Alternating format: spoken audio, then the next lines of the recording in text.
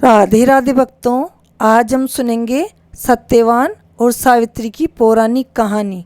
वट सावित्री व्रत एक पवित्र अनुष्ठान है जिसे विशेष रूप से विवाहित महिलाएं अपने पति की लंबी उम्र के लिए और समृद्धि के लिए करती है। यह व्रत हर वर्ष ज्येष्ठ मास की अमावस्या को मनाया जाता है।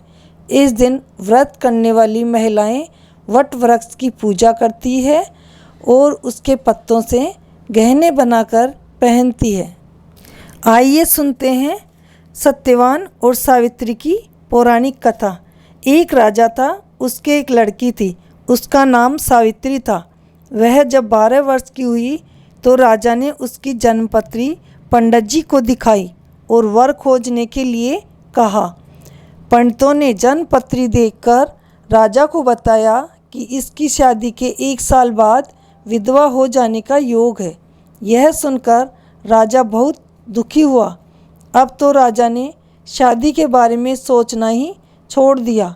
जब सावित्री 18 वर्ष की हुई तब वह एक दिन अपनी सखियों के साथ वन में भ्रमण करने के लिए गई तो उसने एक सुंदर युवक को लकड़ी काटते हुए देखा। उसने उससे शादी करने का फैसला किया।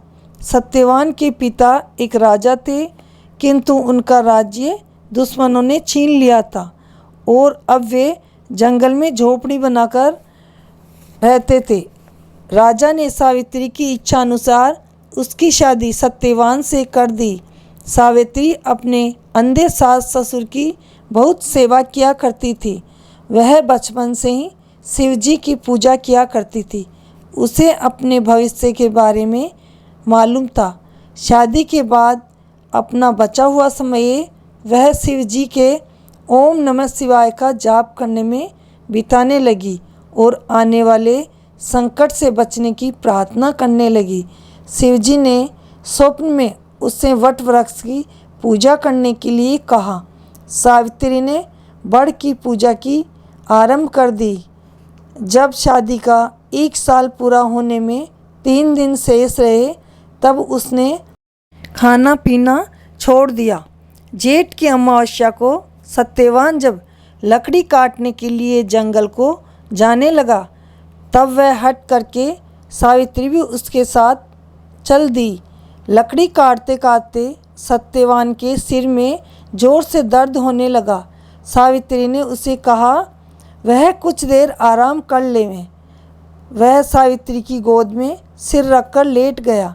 उसे नींद आ गई और नींद में ही उसकी मृत्यु हो गई। जब यमराज सत्यवान की आत्मा को ले जाने लगे तब व्रत के भाव से वे उसे दिखाई देने लगे। वह उसके पीछे पीछे चल पड़ी।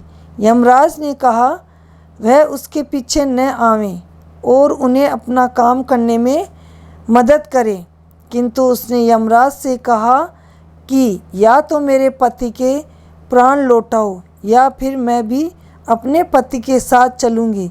यमराज ने कहा कि ना तो तुम साथ चल सकती हो और ना ही तेरे पति के प्राण लौटाएंगे। हाँ, आप जो मांगना चाहो मांगो।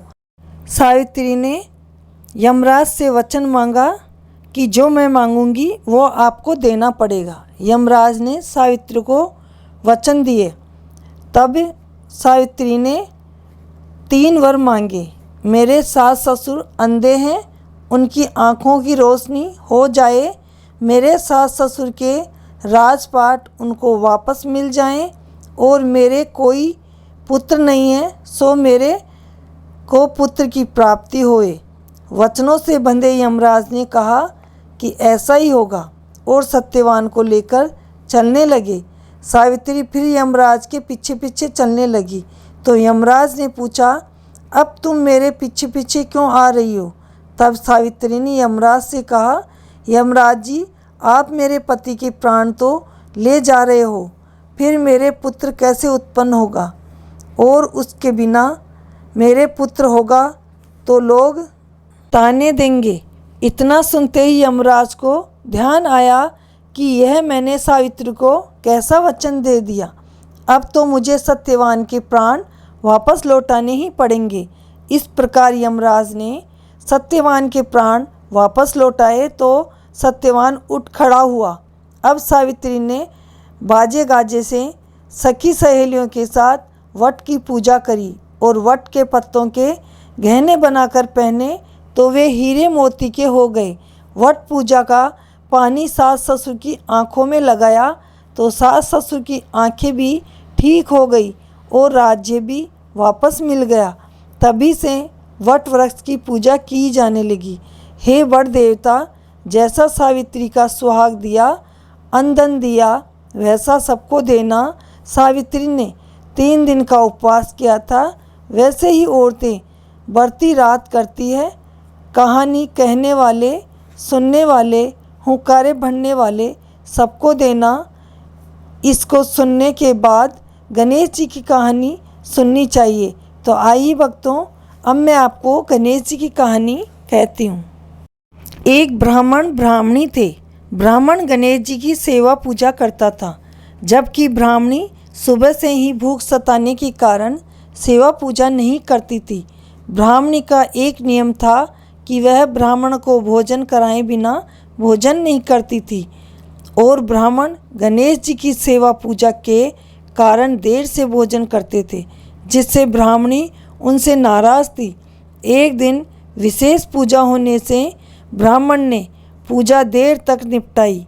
उधर भूख से बेहाल ब्राह्मणी को बहुत गुस्सा आ गया कि गणेश जी का इलाज तो करना ही पड़ेगा, नहीं तो भूख से मैं मर जाऊंगी। दूसरे दिन ब्राह्मणी ने जल्दी उठकर गणेश जी की मूर्ति को एक संदूक में बंद कर दिया। ब्राह्मणी ने ताला देकर कहा कि अब न रहेगा बांस, न बजेगी बांसुरी।